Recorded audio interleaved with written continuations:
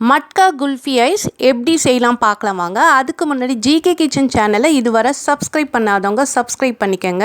அடி கனமான பாத்திரத்தை அடுப்பில் வச்சு அதில் 1/2 லிட்டர் அளவு திக்கான பாலை சேர்த்து நல்லா பொங்க விடுங்க. பொங்கினதுக்கப்புறம் 5 நிமிஷம் நல்லா கொதிக்கட்டும். மிக்ஸி ஜாரில் 2 ஏலக்காய், 10 முந்திரி பருப்பு, 15 பாதாம் பருப்பை சேர்த்து கொரகொரப்பாக அரைச்சி வச்சுக்கோங்க. தனியாக ஒரு கப்பில் 2 ஸ்பூன் அளவு கஸ்டர்ட் பவுடரை சேர்த்துக்கோங்க.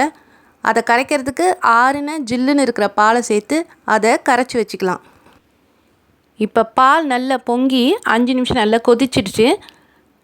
கரைச்சி வச்சுருக்கிற கஸ்டர்ட் பாலை இதில் சேர்த்து நல்லா கலந்துக்கலாம். கலந்து விட்டுகிட்டே இருக்கணும். 1/2 கப் அளவு சர்க்கரையை இதில் சேர்த்து இனிப்புக்கு நல்லா கலந்து விட்டுக்கோங்க. அடி பிடிக்கக்கூடாது, கலந்துகிட்டே இருக்கணும். இந்த மாதிரி கெட்டியானோடனே ஆற வச்சு மிக்ஸி ஜாரில் சேர்த்து அதோட 1/4 கப் அளவு பால் பவுடரையும் சேர்த்து 3 நிமிஷம் நல்லா மிக்சியில் அடிச்சுக்கிட்டு நம்ம அரைச்சி வச்சுருக்கிற நட்ஸ் பவுடரையும் இதில் சேர்த்து நல்லா கலந்து விட்டுடுங்க. கலந்து விட்டுட்டு உங்கள்கிட்ட இருக்கிற ஏதாவது ஒரு மோல்டில் அதை ஊற்றி 4 மணி நேரம் ஃப்ரீசரில் வச்சுடுங்க.